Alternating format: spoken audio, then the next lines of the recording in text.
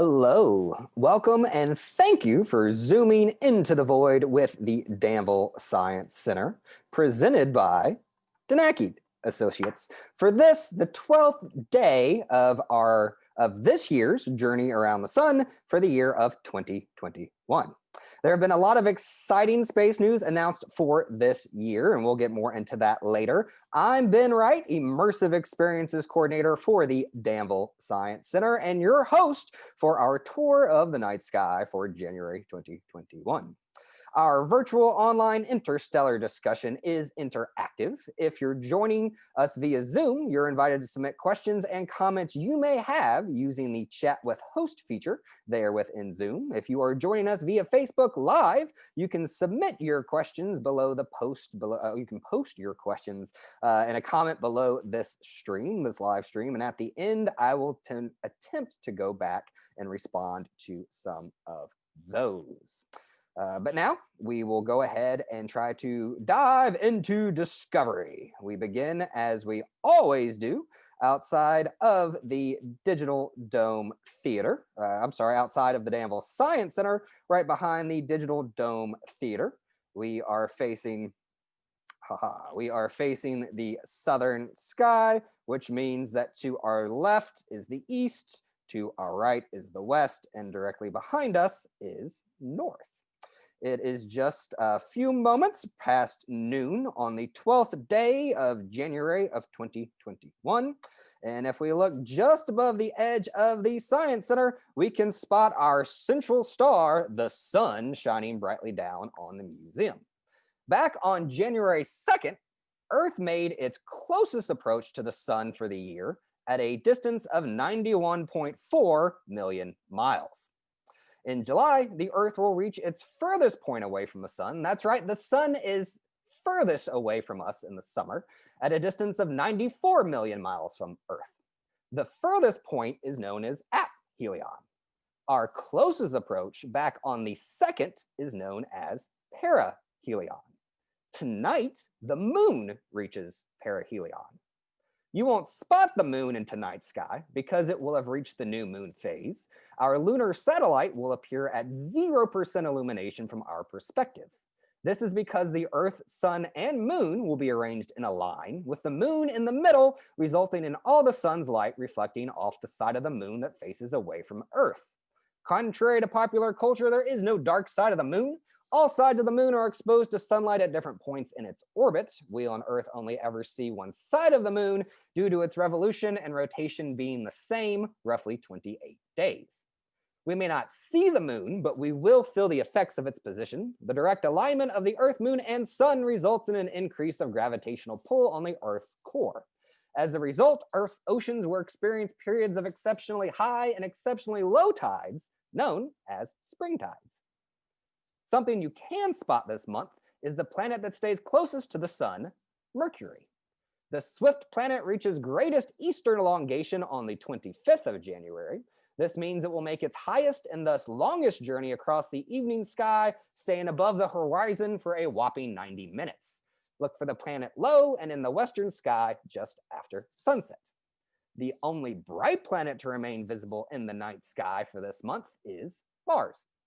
Mercury, Jupiter, and Saturn only appear at evening dusk and exit the sky by nightfall. Mars is highest up for the night at twilight and slowly descends westward during the evening hours, finally sitting in the west at or around midnight. The moon can help you spot reddish-orange Mars beginning a week from today and several other nights around the 20th.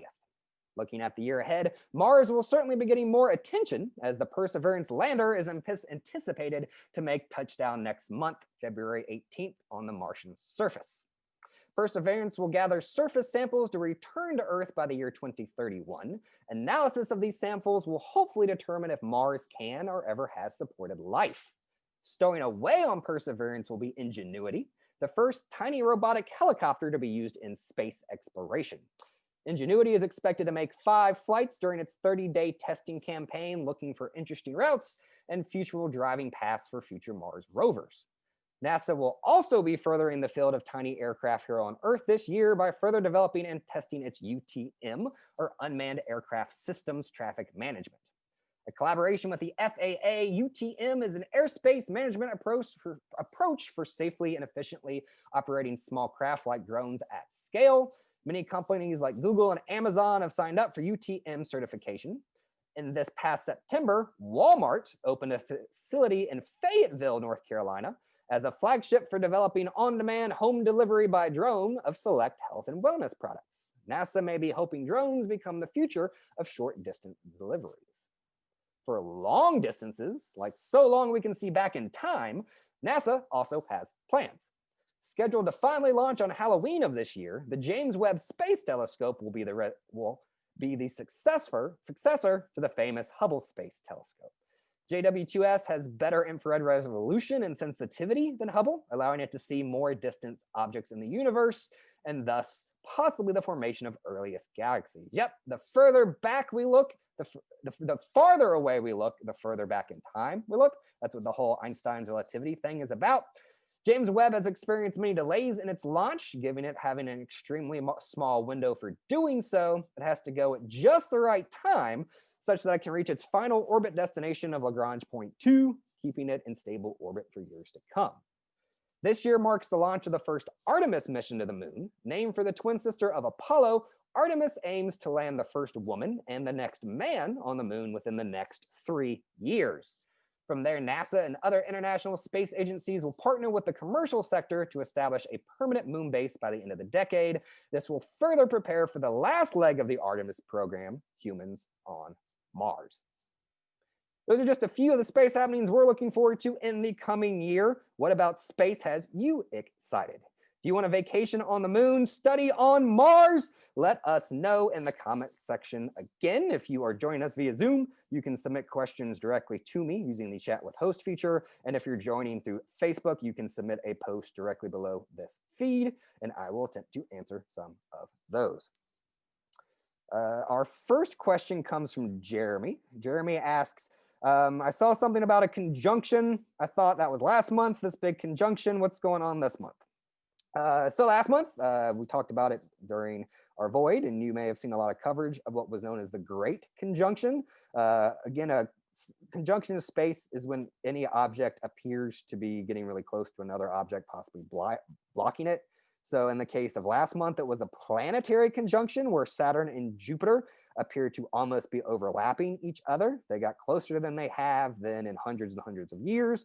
That's why we called it a Great Conjunction. But there was one that's going on actually now, just a regular planetary conjunction. It sort of peaked last night. This is again Jupiter and Saturn, but also the planet Mercury.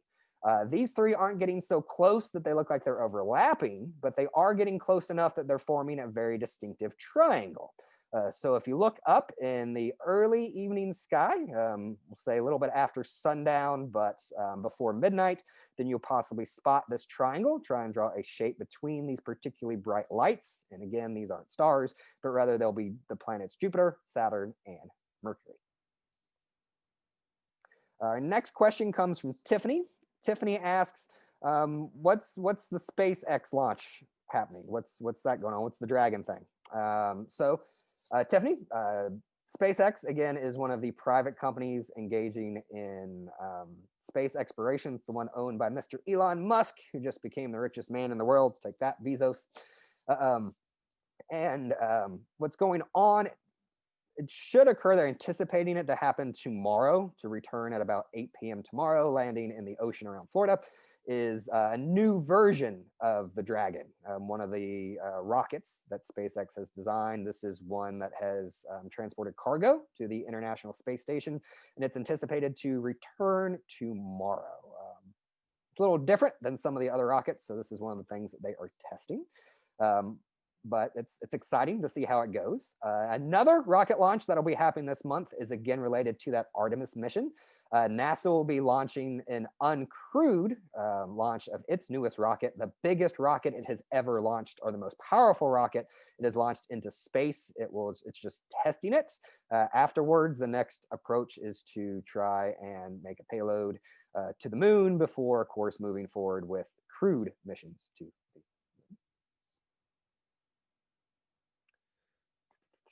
And our last question comes from Nicole. Nicole asks, when will it snow? You're correct, Nicole, that meteorologist, which is the study of weather patterns and weather phenomena, and astronomy, they're friends. We get along together.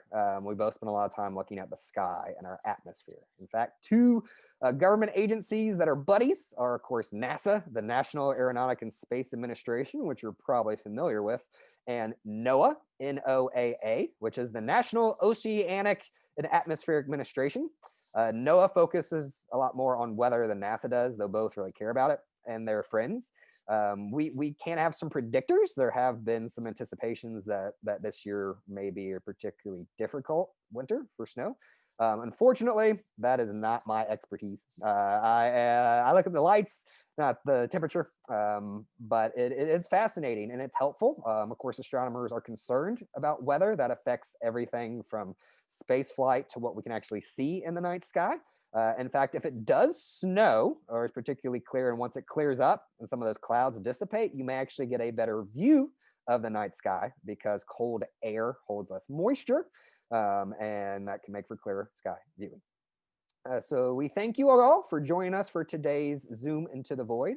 We are very grateful. We, of course, hope you join us for next month's Void in February 2021,